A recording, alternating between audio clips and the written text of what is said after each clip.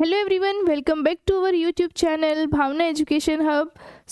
आज है 29 दिसंबर और आज का करंट अफेयर देखने से पहले हम देखेंगे एक खूबसूरत सा मोटिवेशन जिससे हमें पढ़ाई करने में एक एनर्जी हमारे अंदर बनी रहे।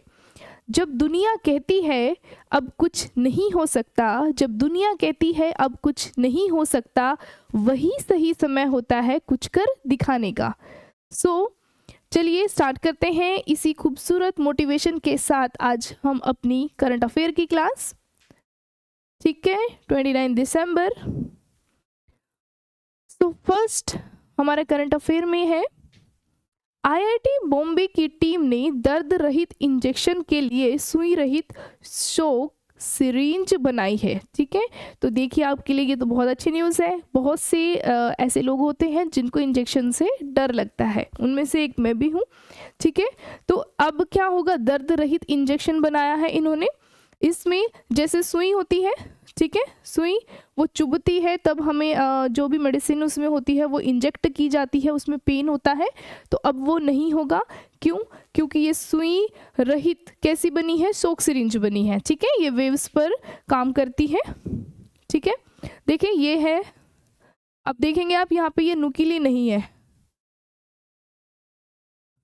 ठीक है, यहाँ पर ये नुकीली नहीं है, तो इसमें पेन भी नहीं होगा। बॉम्बे के शोधकर्ता की एक टीम ने डिवाइस दी शॉक सिरिंज विकसित की है। एरोस्पेस इंजीनियरिंग विभाग के प्रोफेसर कौन है, वीरेन मेनेजेस के नेतृत्व में किए गए एक अध्ययन को journal of biomedical material and device में प्रकाशित किया गया है। ठीक है, ये यूजलेस है, आपको इतना इसमें से कुछ याद नहीं रखना है। ठीक है, सुइयों वाली सिरिंजों के विपरीत शॉक सिरिंज क्या करेगी, त्वचा को तेज नोक से छेदने पर निर्भर नहीं करती है, जो मैंने आपको अभी बताया है। ठीक है, ये सुई पर जैसे सुई से इंजेक्ट की जाती है मेडिसिन, वो नहीं होगा, इसलिए ये पेनलेस है। ठीक है, ये कैसे काम करती है, ये वेव्स तरंगों पर काम करेगी। इसमें ये तरंग का उपयोग करेगी, उच्च ऊर्जा दबाव तरंग का ये उपयोग करेगी, जो त्वचा को छेदने के लिए ध्वनि की गति से भी तेज गति की यात्रा कर सकती है। जो ध्वनि की गति है उससे भी तेज गति की यात्रा ये कर सकती है। ठीक है, जिस वे पे ये काम करेगी। शॉक सिरिंज पर दबावयुक्त नाइट्रोजन गैस लगाई जाती है। ठीक है, ये आपको याद रखना है, कौन सी गैस पूछा जा सकता है। तो इसमें कौन सी गैस लगाई जाएगी, नाइट्रोजन। ठीक है, नाइट्रोजन लगाई जाएगी। जो माइक्रोशॉक ट्यूब भाग का ड्राइवर सेक्शन है, इसे दवा का माइक्रोजेक्ट बनाने के लिए तरल दवाओं से भरा जाता है। माइक्रोजेट टेक ऑफ के समय एक वाणिज्यिक हवाई जहाज की तुलना में लगभग दोगुनी गति से यात्रा करती है। ठीक है, तो इसमें तीन चीजें याद रखनी है आपको। कौन सी गैस इसमें लगाई जाती है, नाइट्रोजन गैस। ठीक है, ये कैसे काम करती है, उच्च ऊर्जा दबाव तरंग का ये उपयोग करती है। ठीक है, उच्च ऊर्जा दबाव तरंग का ये उपयोग करती है। ओके, नेक्स्ट है, जापानी ऑटोमेकर है ओसामू सुजुकी का 94 वर्ष की आयु में निधन हो गया है। ठीक है, अभी 2 दिन पहले ही मनमोहन सिंह जी का निधन हुआ है, जो कितने ईयर्स के थे, वो थे 92 ईयर्स के। ठीक है, तो 2024 जाते जाते बहुत सी फेमस पर्सनालिटी को भी अपने साथ में ले जा रहा है। तो जापानी ऑटोमेकर है सुजुकी ओसामू सुजुकी 94 ईयर्स में निधन हो गया है, तो इनके बारे में देख लेते हैं। क्रिसमस के दिन लिम्फोमा के कारण इनकी मृत्यु हो गई है। लिम्फोमा क्या है, लिम्फोमा क्या है, कैंसर। ठीक है, लिम्फोमा क्या है, ये कैंसर। ठीक है, कैंसर से इनकी मृत्यु हो गई है। इसमें क्या होता है, ये होता है वाइट ब्लड सेल WBC। ठीक है, WBC के बढ़ने से। ठीक है, 1979 में ऑल्टो मिनी व्हीकल के लॉन्च के साथ और अधिक सफलता मिली, जो एक बड़ी हिट बन गई। ठीक है, कौन सी, ऑल्टो। 1971 में तत्कालीन प्रधानमंत्री इंदिरा गांधी सरकार ने मारुति का राष्ट्रीयकरण कर दिया था। तो मारुति का राष्ट्रीयकरण कब हो गया था, 1971 में। और पहली कार ऑल्टो पर आधारित मारुति 800 हैचबैक 93 1983 में ये लॉन्च की गई थी और सफल भी हुई। ठीक है, तो मारुति के बारे में है 800 हैचबैक। ठीक है, नेक्स्ट है जर्मनी के राष्ट्रपति ने संसद भंग करने के बाद किया बड़ा ऐलान। ठीक है, इन्होंने संसद भंग कर दी और उसके बाद चुनाव तय किए गए हैं कब, 23 फरवरी को। जर्मनी के राष्ट्रपति ने की संसद भंग और 23 फरवरी को इन्होंने चुनाव का ऐलान कर दिया है। चुनाव कब होंगे, 23 फरवरी को चुनाव तय किया गया है इनके द्वारा। तो जर्मनी के राष्ट्रपति देखेंगे सबसे पहले, यहाँ से क्वेश्चन नहीं बन सकता है। तो जर्मनी के राष्ट्रपति कौन है, जर्मनी के राष्ट्रपति कौन है, फ्रैंक वाल्टर स्टीनमियर। कौन है, फ्रैंक वाल्टर स्टीनमियर। ठीक है, तो क्योंकि जर्मनी के राष्ट्रपति का नाम याद रखेंगे। जर्मनी के जो भी न्यूज़ में कोई भी न्यूज़, जैसे यहाँ पर है जर्मनी से रिलेटेड न्यूज़ है, ठीक है, इंपॉर्टेंट फैक्ट है, तो यहाँ पर जर्मनी के जो भी राष्ट्रपति हैं उनके नाम याद होना चाहिए आपको। बहुत सारी कंट्रीज़ हैं जो करंट अफेयर में चर्चा में बनी रहेंगी, तो वहाँ का राष्ट्रपति कौन है, पीएम कौन है, आप वहाँ की मुद्रा क्या है, वहाँ की फेमस नदी कौन सी है, जो भी कंट्री होगी उसकी जो कैपिटल है या वहाँ का सबसे बड़ा शहर है वो किस नदी पर है। तो ये 4 से 5 फैक्ट आपको पता होने चाहिए, क्योंकि करंट अफेयर में क्या होगा, करंट अफेयर में आपके न्यूज़ से रिलेटेड जो भी करंट अफेयर की न्यूज़ है उससे रिलेटेड ये फैक्ट भी आपसे बन सकते हैं। ठीक है, तो जर्मनी के राष्ट्रपति फ्रैंक वाल्टर स्टीनमियर। नेक्स्ट है मेलबर्न क्रिकेट क्लब में सचिन तेंदुलकर को सदस्यता से सम्मानित किया गया है। ठीक है, मेलबर्न में, तो मेलबर्न कहाँ है, ये मेलबर्न ऑस्ट्रेलिया। ठीक है, ठीक है, ऑस्ट्रेलिया का कंट्री कौन सा है, विक्टोरिया की कैपिटल है मेलबर्न। ठीक है, तो ये सब आपको इससे आपकी मैपिंग भी इम्प्रूव होगी, जो भी करंट अफेयर में चल रहा है उससे रिलेटेड आप मैप भी देखेंगे तो मैपिंग भी इम्प्रूव होगी। तो ऑस्ट्रेलिया की जो ये कंट्री है विक्टोरिया, इसकी राजधानी है मेलबर्न। मेलबर्न क्रिकेट क्लब ने सचिन तेंदुलकर को सदस्यता से सम्मानित किया है। इसमें मेलबर्न क्रिकेट MCC, ठीक है,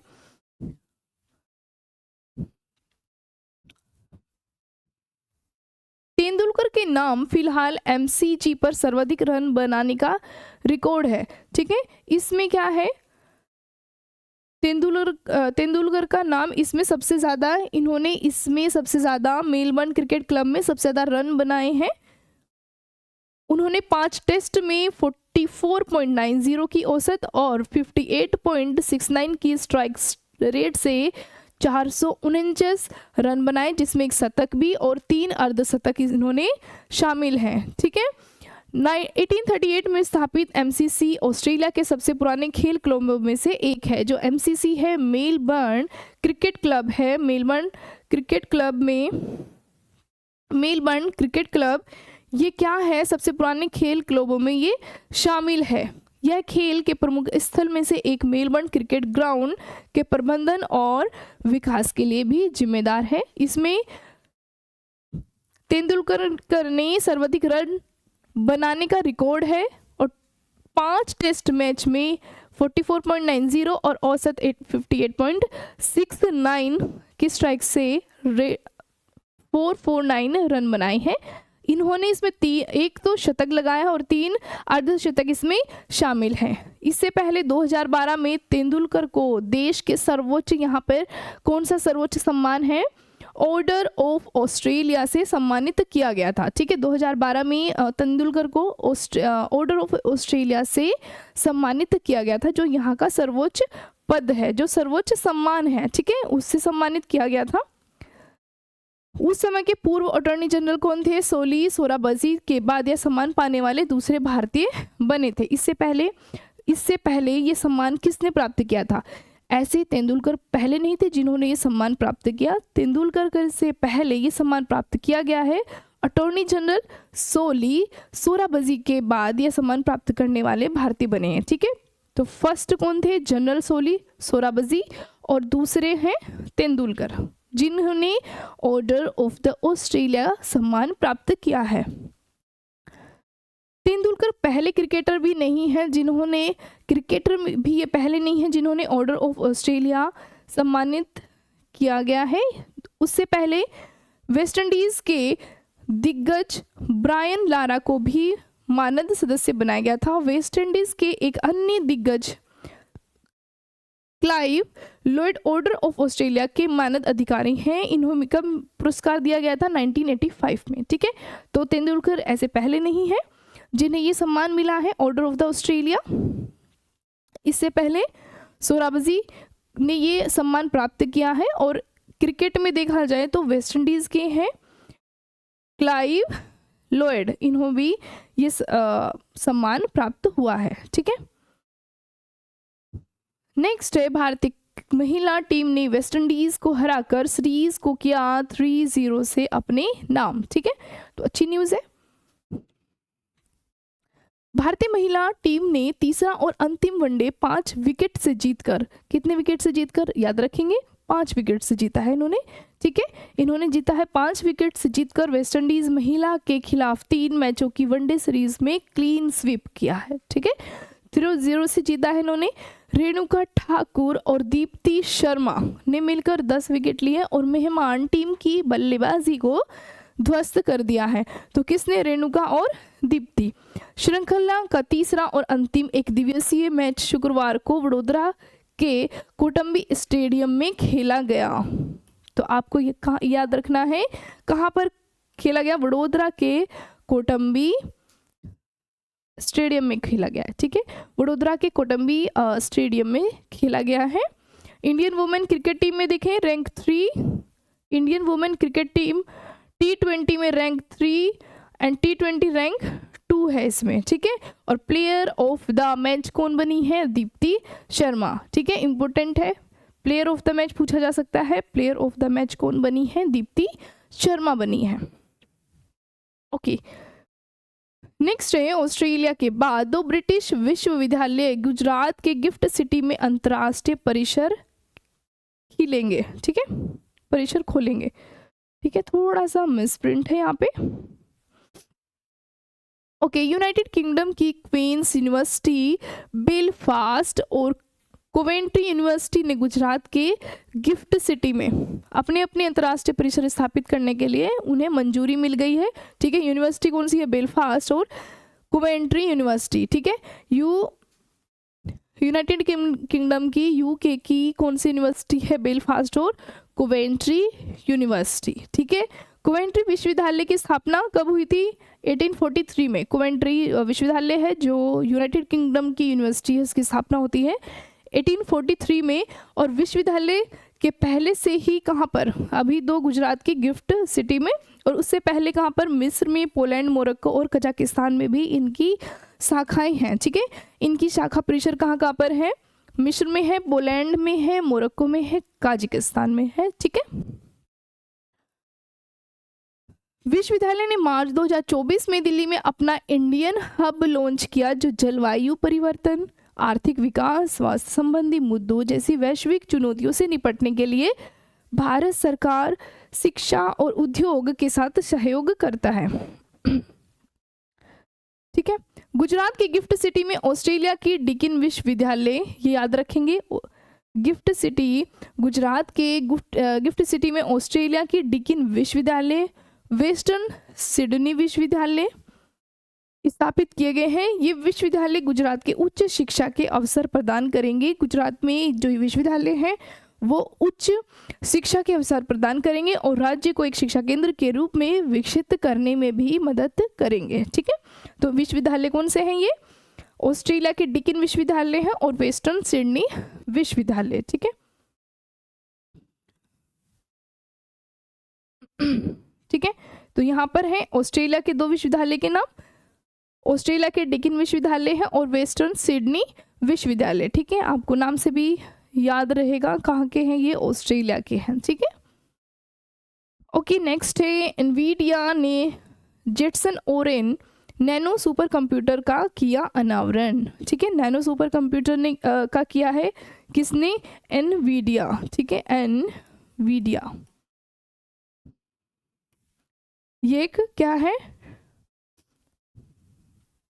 टेक्नोलॉजी कंपनी। एनवीडिया ने Jetson Oren nano super computer का अनावरण किया है, जो इसका सबसे सस्ता जनरेटिव एआई सुपर कंप्यूटर है। ठीक है, सबसे सस्ता क्या है? ये जनरेटिव एआई सुपर कंप्यूटर है। ओके, ठीक है, ये आपके लिए इंपॉर्टेंट नहीं है इतना। Jetson Oren nano super computer की घोषणा सबसे पहले कब हुई थी? 2023 में इसकी सबसे पहले घोषणा की गई थी। अब एआई हार्डवेयर और सॉफ्टवेयर में वैश्विक अग्रणी एनवीडिया ने इसकी कीमत कितनी कर दी है? घटाकर, पहले थी $499, अब है $249 कर दी है। और नई सॉफ्टवेयर अपडेट ने इसके प्रदर्शन को 40 टॉप से 67 टॉप तक बेहतर कर दिया है। ठीक है, 40 से ले बेहतर कितना? 67 टॉप्स तक बेहतर कर दिया है। जेटसन ओरेन नैनो सुपर में बिल्ट इन स्टोरेज नहीं है। सिस्टम को बूट करने के लिए यूजर को ऑपरेटिंग सिस्टम को माइक्रो एसडी कार्ड में डाउनलोड करना होगा, जो रास्पबेरी पाई की तरह है। ठीक है, तो इसमें आपके इंपॉर्टेंट फैक्ट क्या है? किसके द्वारा Jetson Oren nano super computer का अनावरण किया गया है? सिंपल सा क्वेश्चन है, तो किसके द्वारा किया गया है? एनवीडिया के द्वारा किया गया है। ठीक है, ये इसमें इंपॉर्टेंट नहीं है, बस हम एक बार रीड कर लेंगे। ठीक है, नेक्स्ट है भारत वर्ल्ड बैंक की रिपोर्ट के अनुसार क्या बन गया है? सबसे बड़ा रेमिटेंस प्राप्त करने वाला देश बन गया है। ठीक है, जो फॉरेन से सबसे ज्यादा क्या पैसा प्राप्त करने वाला देश बना है? रेमिटेंस। ठीक है, जो वापस नहीं करना होता है। ठीक है, वो पैसा जो वापस नहीं करना, तो सबसे ज्यादा इंडिया, नेक्स्ट मेक्सिको है, थर्ड चाइना, फोर्थ फिलीपींस और फिफ्थ नंबर पर इसमें है पाकिस्तान। ठीक है, तो भारत वर्ल्ड बैंक की रिपोर्ट के अनुसार सबसे बड़ा रेमिटेंस प्राप्त करने वाला देश बन गया है।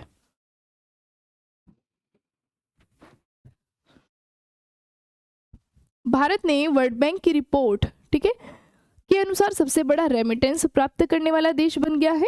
2023 में भारत को लगभग कितना? 125 अरब डॉलर का रेमिटेंस मिला था 2023 में, जो कि विश्व में सबसे अधिक है। भारत के अलावा मेक्सिको, चीन, फिलीपींस और मिस्र भी शीर्ष टॉप 50 में शामिल हैं। कौन कौन है टॉप 50 में? मेक्सिको है, चीन है, फिलीपींस है, मिस्र है। ये टॉप 50 में शीर्ष देश शामिल हैं, जो सबसे ज़्यादा जिन्हें रेमिटेंस प्राप्त हुआ है। वर्ल्ड बैंक की रिपोर्ट के अनुसार 2023 में विश्व भर में रेमिटेंस में 3.8% की वृद्धि हुई है, जो कि पिछले 2 वर्ष में हुई वृद्धि से भी कम है। वर्ल्ड डेवलपमेंट रिपोर्ट, यह रिपोर्ट मध्यम आय वाले देशों में आर्थिक विकास को बढ़ावा देने के लिए एक रणनीति पर केंद्रित है। Business ready report, business ready, यह रिपोर्ट व्यावसायिक वातावरण और निजी क्षेत्र की भूमिका पर, ठीक है, नाम से ही, रिपोर्ट के नाम से ही समझ सकते हैं बिजनेस रेडी कि ये क्या है, निजी क्षेत्र की भूमिका पर यह केंद्रित है। ठीक है, कमोडिटी मार्केट आउटलुक, यह रिपोर्ट विश्व बाजार में कच्चे माल की कीमतों के रुझानों पर केंद्रित है। ठीक है, मार्केट, ठीक है, तो कच्चे माल की कीमतों पर यह आधारित है। नेक्स्ट है कर्नाटक स्थित बेलगांव कांग्रेस अधिवेशन का मनाया गया शताब्दी दिवस। ठीक है, बेलगांव अधिवेशन, कांग्रेस अधिवेशन कब मनाया जाता है? कब? 1924 में मनाया गया था। ठीक है, कब हुआ था? बेलगांव कांग्रेस अधिवेशन 1924 में किया गया था। ठीक है, गांधी जी के द्वारा किया गया था। किसके द्वारा किया गया था? गांधी जी के द्वारा किया गया था। ठीक है, और इन्हीं से ही प्रेरित होकर, ठीक है, ओके, कर्नाटक के मुख्यमंत्री कौन है? सिद्धारमैया। ठीक है, कर्नाटक, पहले तो आपको याद होना चाहिए कि जो भी न्यूज़ में आपके राज्य हो और आपकी कंट्रीज हो, वहाँ के कौन मुख्यमंत्री हैं, राष्ट्रपति है, पीएम है, ये चीज़ आपको याद होनी चाहिए, ऐसा क्वेश्चन बन जाता है। तो कर्नाटक के मुख्यमंत्री कौन है? सिद्धारमैया ने सीमावर्ती शहर बेलगावी में वीर शोधान स्मारक पर महात्मा गांधी की प्रतिमा का इन्होंने अनावरण किया है। ठीक है, 1924 के बेलगांव कांग्रेस अधिवेशन का स्थल है। ठीक है, बेलगांव अधिवेशन कब हुआ था? 1924 में।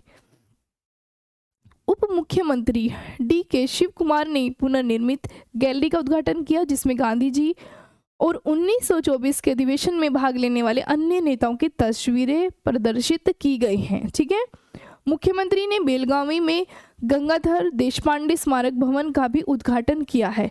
तो मुख्यमंत्री ने क्या? बेलगावी में गंगाधर देशपांडे स्मारक भवन, ठीक है, ये नाम याद रखना है, गंगाधर देशपांडे स्मारक भवन का भी उद्घाटन कहाँ किया गया है? बेलगांव, ठीक है, कर्नाटक में। यह स्मारक गांधीवादी और स्वतंत्रता सेनानी की स्मृति में बनाया गया है। आपको बेलगावी में गंगाधर देशपांडे स्मारक भवन, ठीक है, कहाँ पर बनाया गया है? गंगाधर देशपांडे स्मारक भवन का उद्घाटन कहाँ पर हुआ है? कर्नाटक के बेलगावी में हुआ है। ओके, गांधीवादी और स्वतंत्रता सेनानी की स्मृति में इसको बनाया गया है। यह हॉल लगभग कितना है? 15 गुना क्षेत्र में 1.58 करोड़ की लागत से बनाया गया है। समारोह के हिस्से के रूप में श्री सिद्धारमैया और श्री शिव कुमार ने बेलगावी के सरदार हाई स्कूल मैदान में अस्मित खादी मेला 2024 का उद्घाटन किया। ठीक है, तो आपने इसमें याद रखना है गंगाधर देशपांडे स्मारक भवन कहाँ पर बनाया गया है? कर्नाटक के बेलगावी में बनाया गया है।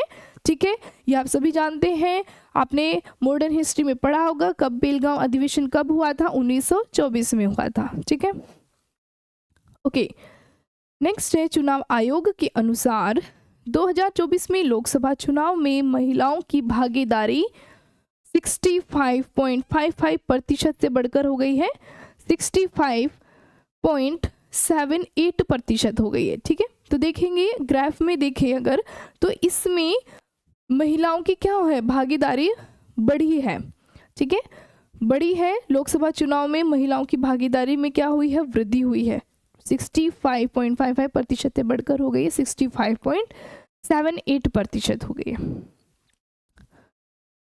2019 में 726 की तुलना में 2024 में महिला उम्मीदवारों की संख्या कितनी हो गई? 800, जबकि 2019 में महिला मतदाताओं की संख्या 43.85 करोड़ से बढ़कर 47.63% 47.63 करोड़ हो गई है। ठीक है,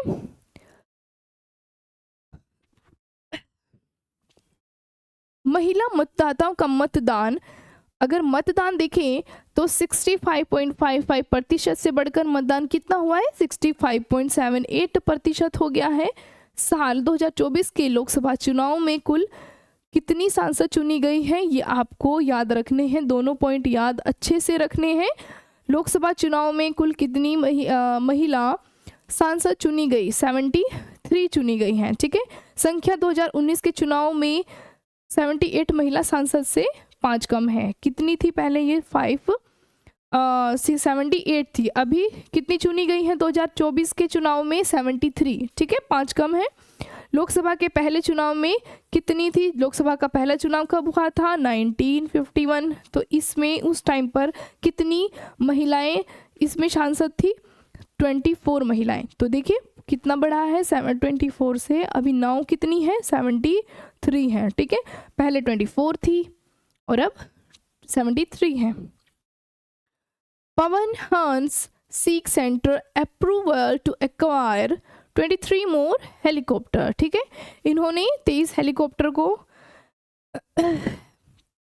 एक्वायर करने के लिए केंद्र को प्रस्ताव सौंपा है। पवन हंस लिमिटेड ने अपने पुराने, इनके 42 जो पुराने हो चुके 42 हेलीकॉप्टर वाले बड़ों की जगह 23, जो 42 पुराने हेलीकॉप्टर हो चुके उनकी जगह 23 नए हेलीकॉप्टर खरीदने के लिए केंद्र को प्रस्ताव दिया है। ठीक है, पवन हंस के द्वारा। अब PHL क्या है? भारत सरकार और तेल एवं प्राकृतिक गैस लिमिटेड का एक संयुक्त उद्यम है जो हेलीकॉप्टर सेवाएं ये प्रदान करता है। ठीक है, तो क्या है PHL?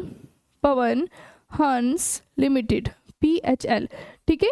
ये संयुक्त उद्यम है किसका? गवर्नमेंट सरकार का, ठीक है, इंडियन गवर्नमेंट और ONGC का, ठीक है, oil and natural gas limited corporation, ठीक है, कॉरपोरेशन लिमिटेड। इसमें केंद्र की कितनी हिस्सेदारी है? इसमें शेयर है 51% केंद्र के शेयर हैं और 49% शेयर हैं ONGC के, ठीक है। PHL में जो परमहंस लिमिटेड है, परमहंस लिमिटेड में PHL में 49% ONGC के शेयर हैं और 51 शेयर हैं भारत सरकार के, ठीक है। पवन हंस एक भारतीय बहुराष्ट्रीय हेलीकॉप्टर निर्माण की कंपनी है, ठीक है। ये क्या है? हेलीकॉप्टर निर्माण कंपनी है और इसका मुख्यालय कहाँ पर है? दिल्ली में इसका मुख्यालय है, ठीक है। पवन हंस का मुख्यालय कहाँ पर है? इसका हेडक्वार्टर कहाँ पर है? हेडक्वार्टर है इसका दिल्ली में, ठीक है, इसका दिल्ली में हेडक्वार्टर है। Dhruv helicopter light utility helicopter light combat helicopter Pawan Hans company द्वारा निर्मित किए गए हैं, ठीक है। ये कुछ हेलीकॉप्टर्स के नाम हैं जिन्हें परमहंस के द्वारा निर्मित किया गया है।